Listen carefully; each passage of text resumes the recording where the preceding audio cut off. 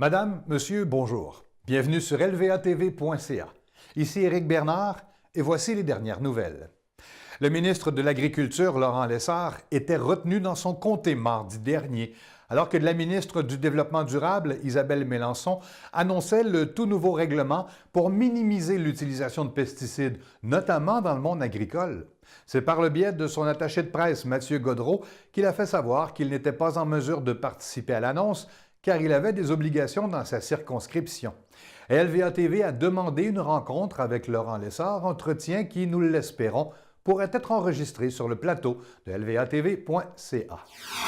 L'ex-candidat à la chefferie du Parti conservateur et actuel député fédéral du comté de Beauce, Maxime Bernier, vient de recevoir une mise en demeure de la Fédération des producteurs acéricoles.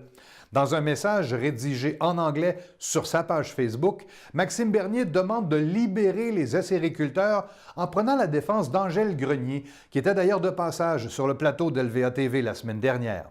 La productrice de Beauce a été condamnée à payer 300 000 $ d'amende parce qu'elle a vendu son sirop directement à un acheteur du Nouveau-Brunswick. L'entrevue est disponible dès maintenant sur lvatv.ca dans la section acériculture. Par ailleurs, l'équipe de LVA-TV a assisté à une journée consacrée principalement à une politique d'aménagement du territoire le 20 février dernier à Québec. Savoir où on s'en va, l'aménagement du territoire au cœur du développement économique, environnemental, culturel et social au Québec. Le Forum pour une politique nationale de l'aménagement du territoire et de l'urbanisme a regroupé plus d'une centaine d'intervenants partout au Québec.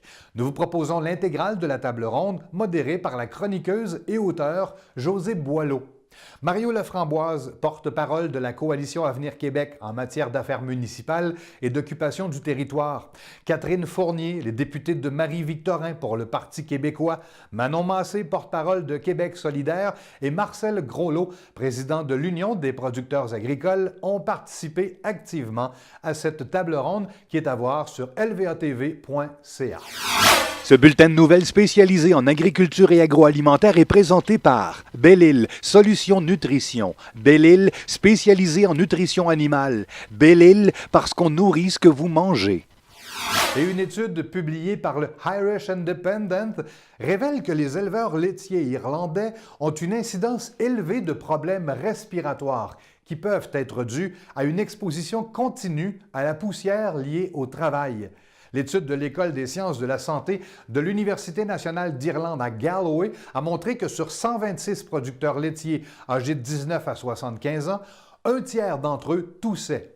D'autres études ont trouvé un haut niveau de polypes nasaux qui peuvent conduire à un nez bouché chez les agriculteurs en Allemagne. Ils ont également eu des signes de rhinite, ce qui provoque à une personne à avoir les symptômes d'un rhume.